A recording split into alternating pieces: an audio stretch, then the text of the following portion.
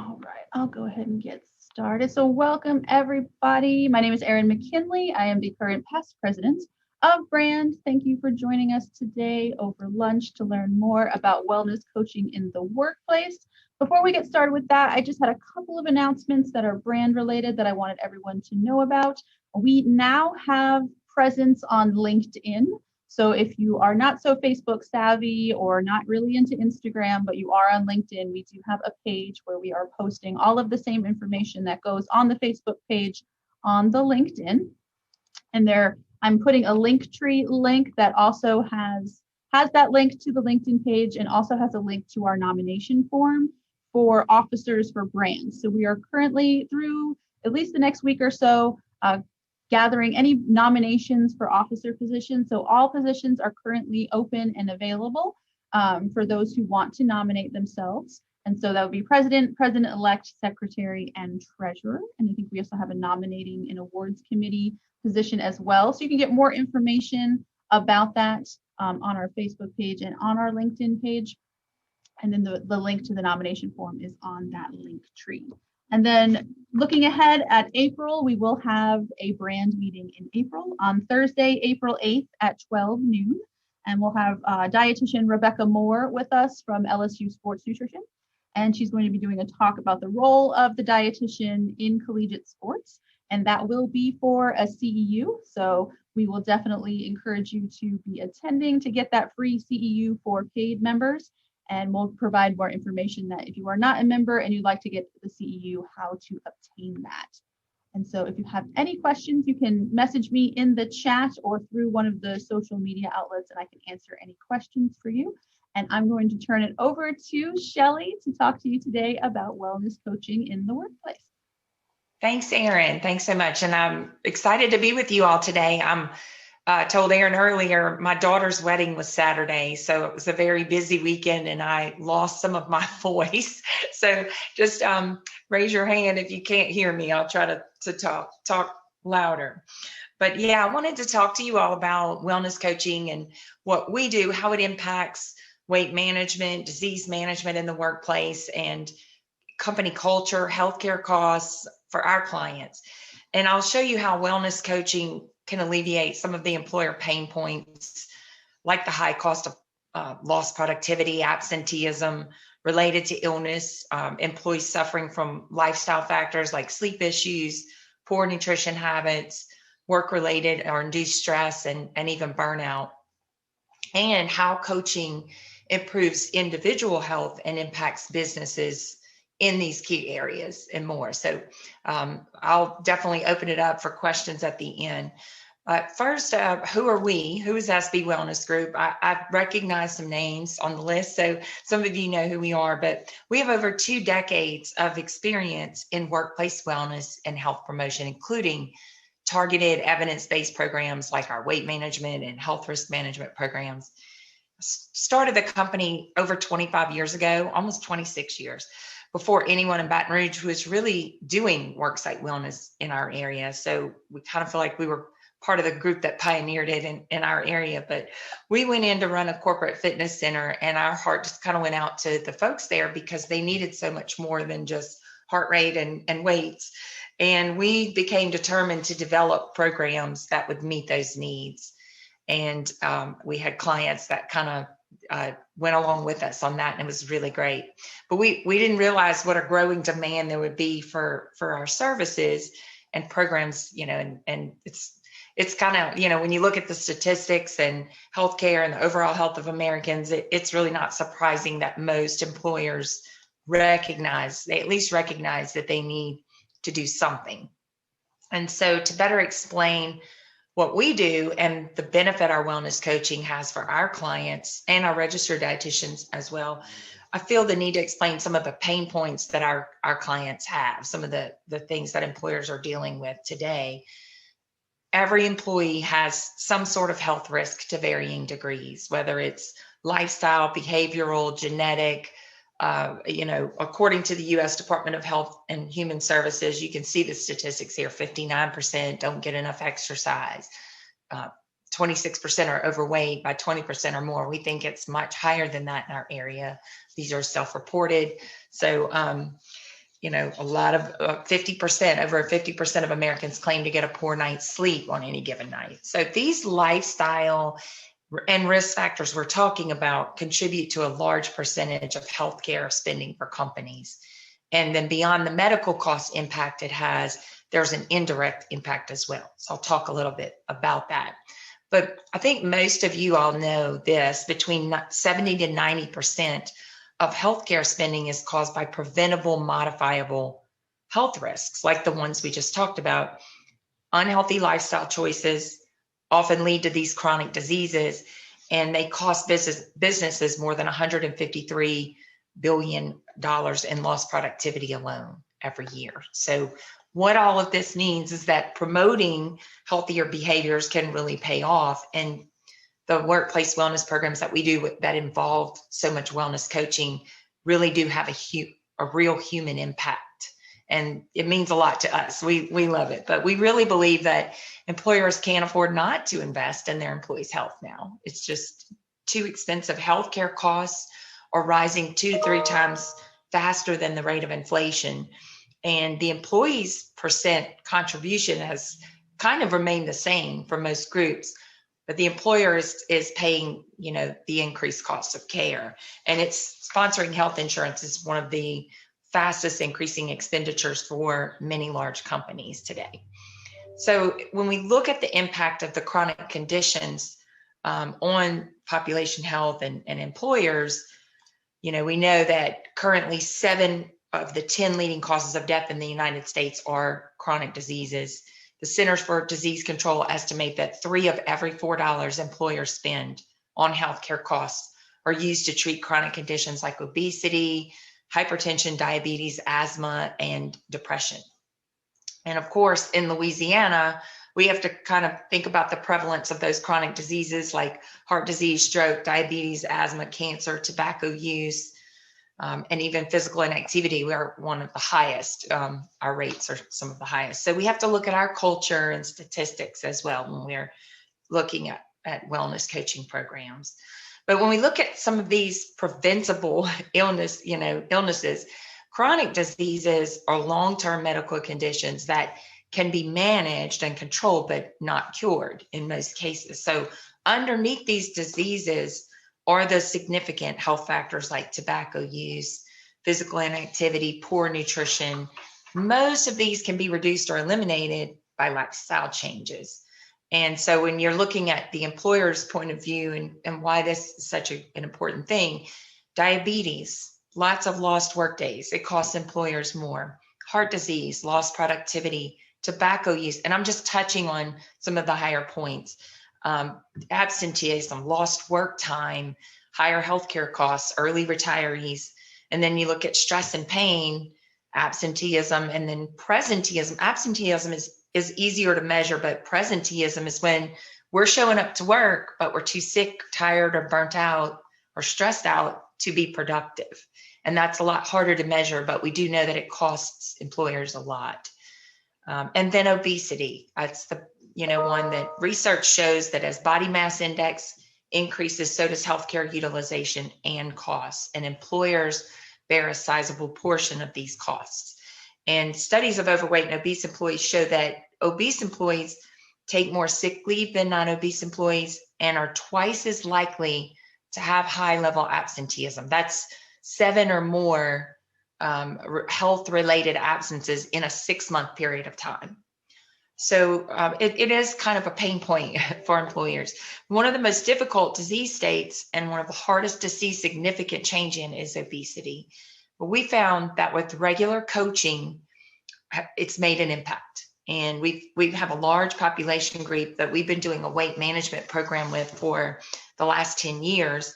And obesity is still an issue with this group, but the problem would be worse without this particular program. So when we look at the program, currently 66% have some weight loss, 48% have lost 5% or more after 1 year in the program. And then we know over time that regular coaching, when a lot of these people stay in the program long term, our 10-year data shows 66% lost some weight, 80% lost in their waist circumference, and 48% lost 3 or more inches, which we feel is significant enough to make a difference in health and well-being. It's also a risk factor for metabolic syndrome. So it's made a big impact. And this has been very consistent every year. We feel like it's good when we compare it to other programs, but the rates are really good. And we also are showing lowered blood pressure, and people are getting off medications and are decreasing medications. So there's a lot of other things that aren't mentioned here that have been beneficial. So you've heard a lot of, statistics and issues employers face. All of this can be kind of overwhelming, and considering the statistics show that all of this has steadily increased over the last 2 decades. And so we kind of get that feeling like, we're going to really be able to make an impact. Is there anything that can really make a difference? But we know that health coaching works, and we have a team of wellness and health coaches, registered dietitian, that work with our clients, and we see the impact that it has. So what is a wellness coach? What is health coaching to us? It's a distinct profession, and our health and wellness coaches are trained and certified and taught specific strategies and techniques and methodologies and tools that can help our clients in the process of lifestyle transformation. And, our coaches are seen as a wellness authority and supportive mentor who provides and motivates the individual to help cultivate those health choices. So coaching helps turn desire into action. We all want to change. We all want to be better, but and a lot of us know what we should be doing, but that wellness coaching can really help make it happen. It can help turn the desire to do it into taking action and make our intentions a reality. And that's with that one-on-one support and encouragement. There's so many ways to do health coaching out there right now. We've done it just about every way. We've worked closely with disease management, call centers, online coaching tools, and in person as well, which is kind of our favorite. But over the last year, we've done a lot more virtual coaching, as I'm sure everyone has that is doing anything similar. But all of it can make an impact. We know that it can. One of the most crucial things about wellness coaching to us is building relationships. It's a crucial part of it being successful. This is just a quote about one of our coaches with that weight management program I mentioned. Carly always spends the extra time to get to know you on more than a surface level. She really tries to figure out what motivates you and pushes you to be better and healthier you. So we get a lot of that kind of feedback. But regular interaction between our team and our clients' employees has been key for successful lifestyle change becoming a reality. And we do this through those regularly scheduled one-on-one, either on-site or virtual or both, coaching sessions. And our methodology kind of hinges on that one-on-one support, guidance, encouragement from our coaching team that provides inspiration and accountability. That's a big word. Our clients always come back later and say, the accountability really got me. I needed that. And that's what's needed for productive behavior change. So we approach wellness kind of by focusing mainly on primary prevention and keeping healthy people healthy, while also working on secondary prevention to help unhealthy participants achieve a more healthy and well life. And we find ourselves more and more on that secondary because so many people, like I said before, almost everyone has something. If it's not a diagnosis, it's lifestyle habits. And so it's a direction we're heading in, right? So wellness is a process. An employee doesn't just get well and automatically stay that way. The quality of our health is a product of the choices we make on a daily basis. So what you and I are doing today is going to affect us tomorrow and maybe 3 days from now or even a week from now. And you guys studying and knowing what you know about nutrition know that it affects us long term. So by concentrating on the treatment of disease and relief of symptoms, the medical profession focuses mainly on that left side of the spectrum.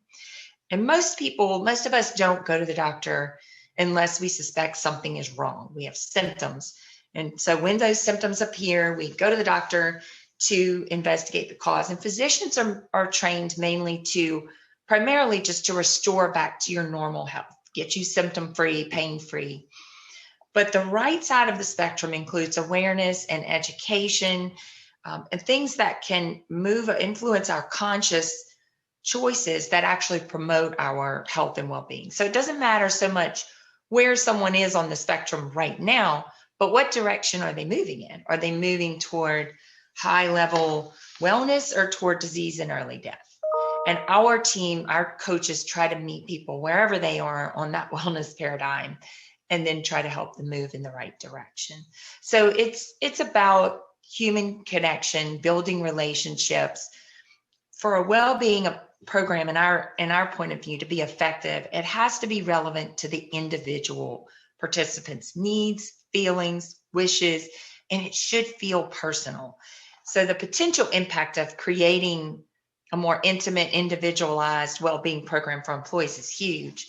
And then the ability to give them a safe place to share their thoughts and feelings in the workplace without fear of repercussion is priceless.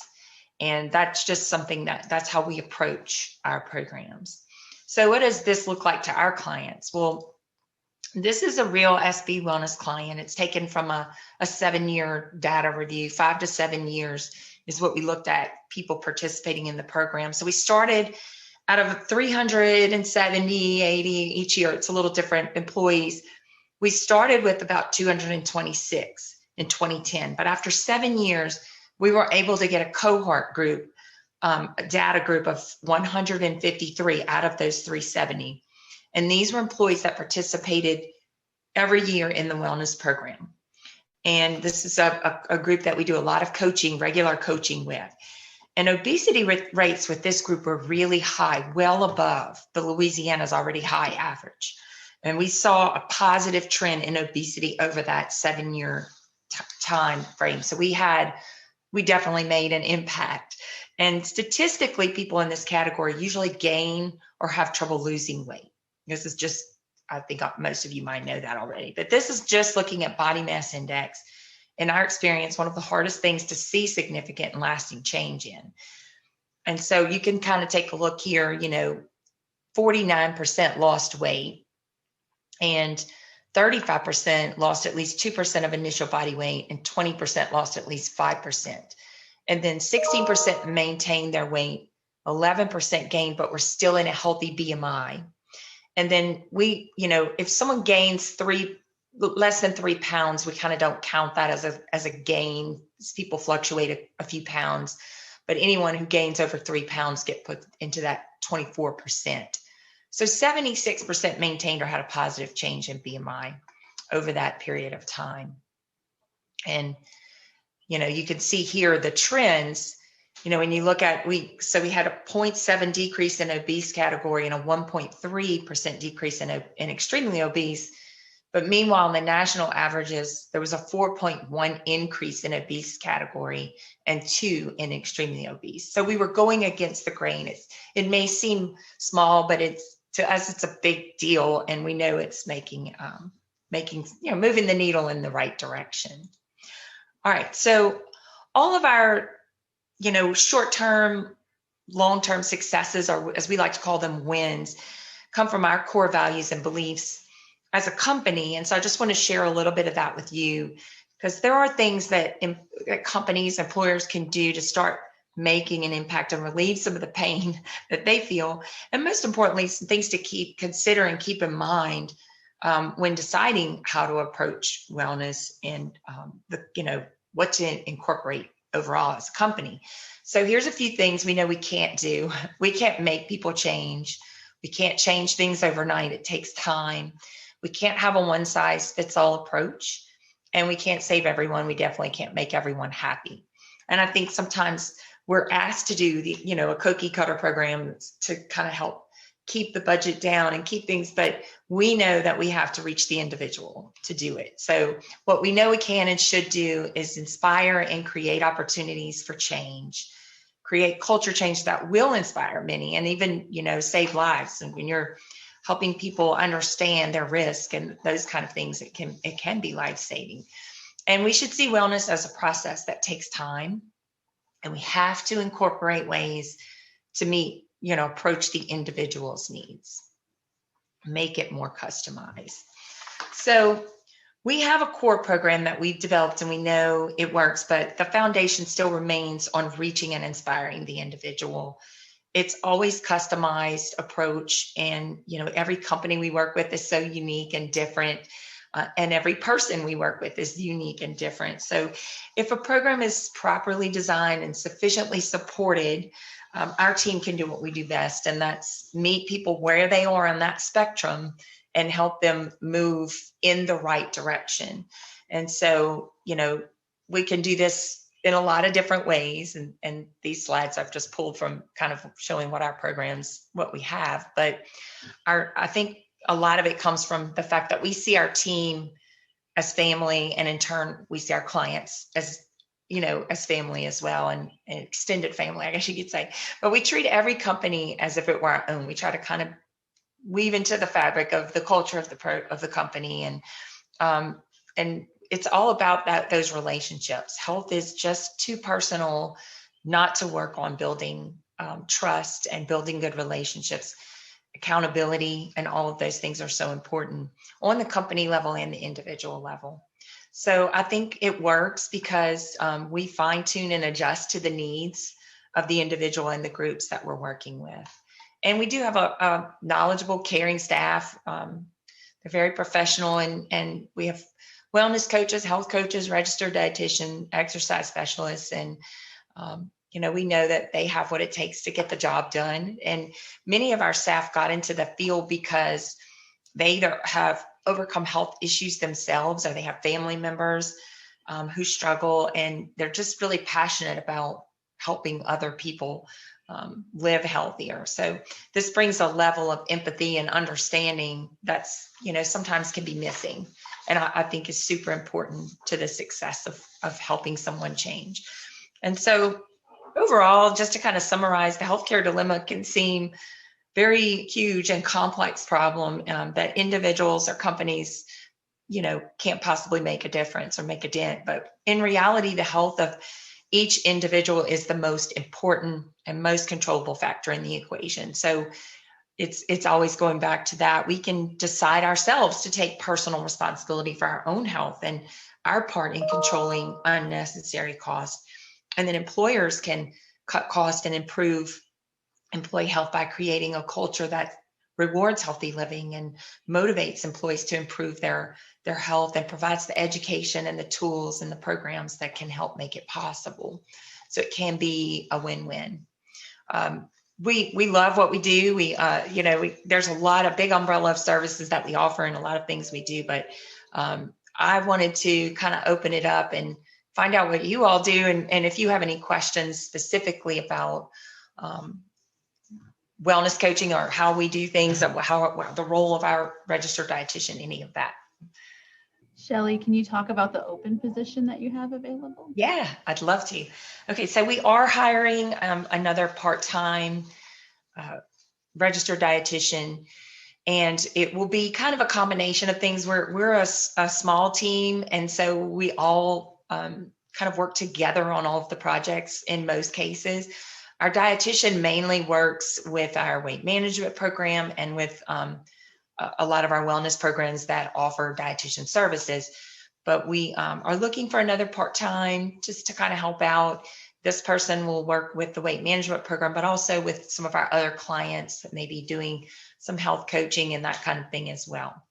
And so it's a fun team to work with, and we're doing kind of a combination of virtual and on-site right now. It just kind of depends on the client, and we're using all of our safety precautions and all of that. But I'd love to hear from anyone.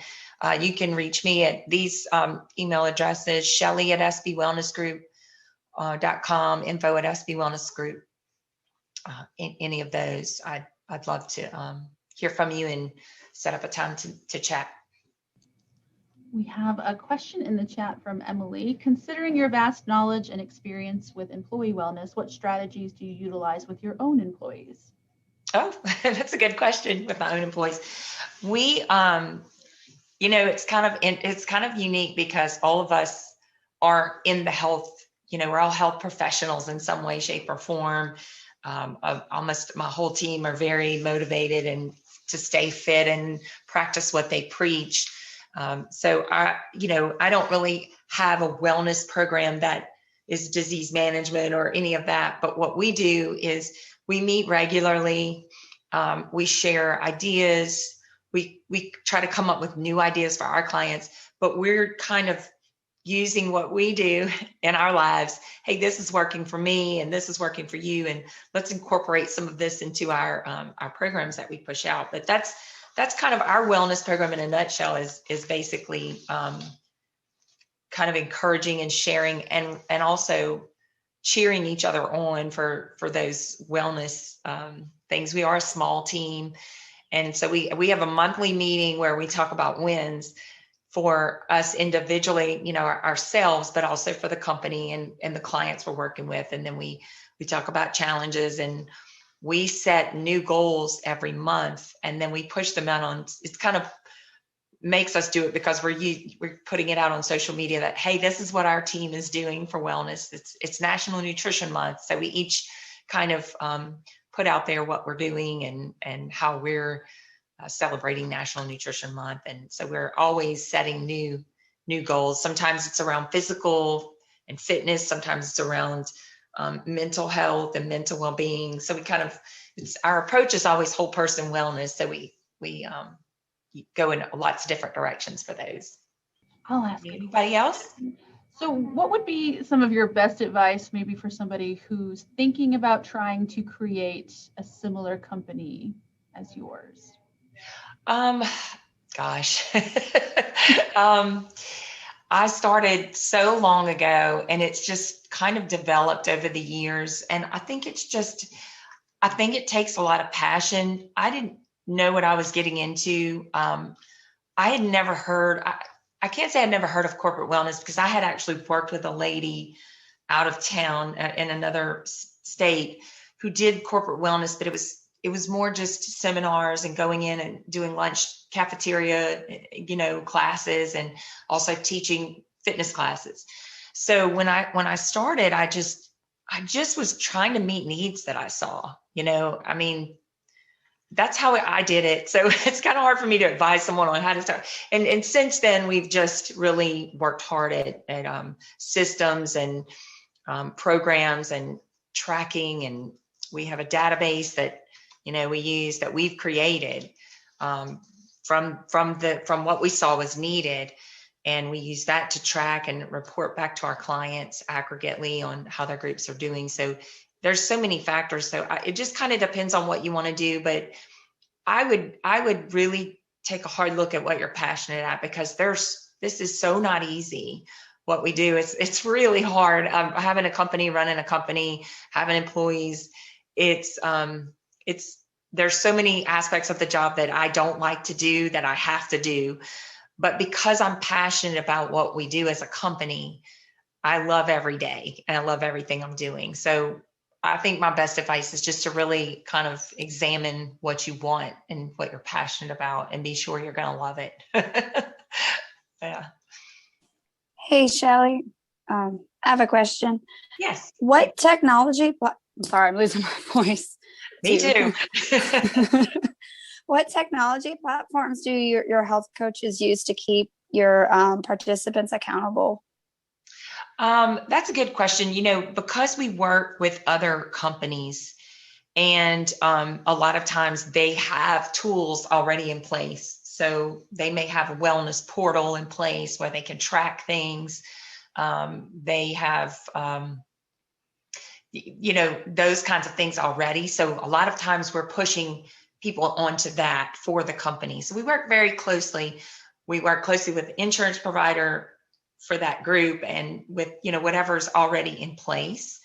And then on top of that, we also layer in other tools. We have our own database, but we also, there's a lot of programs and things out there that we recommend, but we usually recommend a variety and let people pick what they like. Like if we're going to say, we need you to track your food, we may give them 3 or 4 options and ways to do that. And then, let them pick and choose. We don't really make anyone stick to one way, because that's one of the hardest things to get people to do is track their diet or track their exercise and report back to us. So a lot of times we'll create challenges, and we will create tools that go with the challenges and how they will track through that. And that kind of encourages people to Okay. So there's no like app that y'all use to touch base with your clients, like for communication? We wanted to develop an app. I mean, our database is kind of an app, but and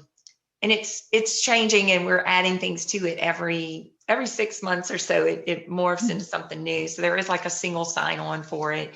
People can go in there and look at all the results of all of we do a lot of biometric screenings.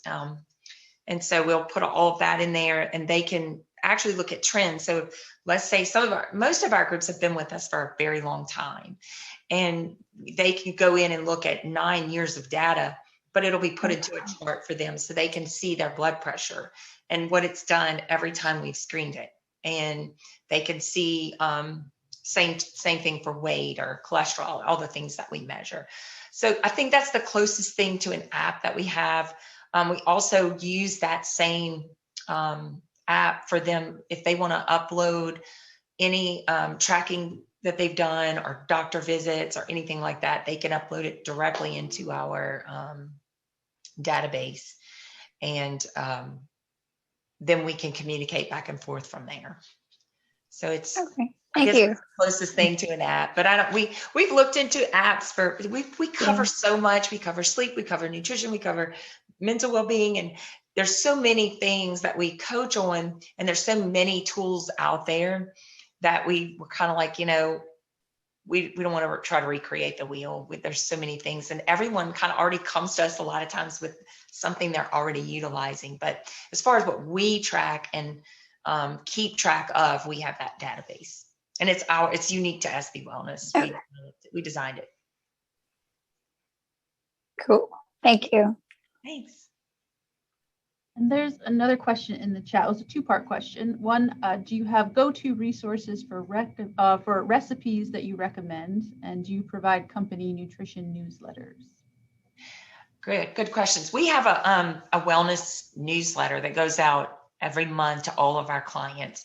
It's not just nutrition, although it almost always has something on nutrition in it. And our whole team sort of contribute to that. We do have one or two of us that do the majority of it, but we have, everyone contributes articles or, different things like that. And as far as recipes, we, everybody on my team has different go-tos, and we just kind of, we all take turns. I know Holly Clegg's been a favorite. We look Dash Diet. There's so many, and we try to keep a variety of resources, but I know like the dietitian and the health coaches each have kind of their favorites. We try to mix it up, and we send, like, our weight management group gets recipes every week. They get a recipe every week.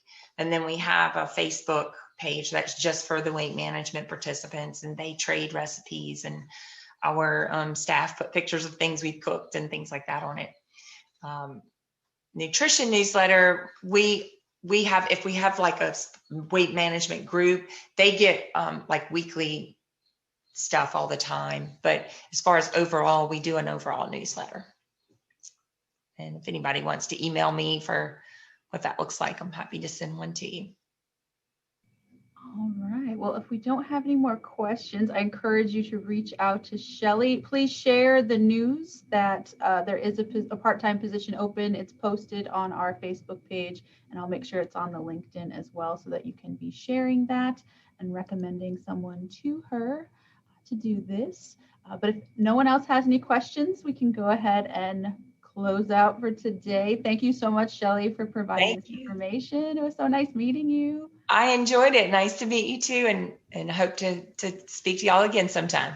Y'all have a great day. Thank you, everybody, for coming.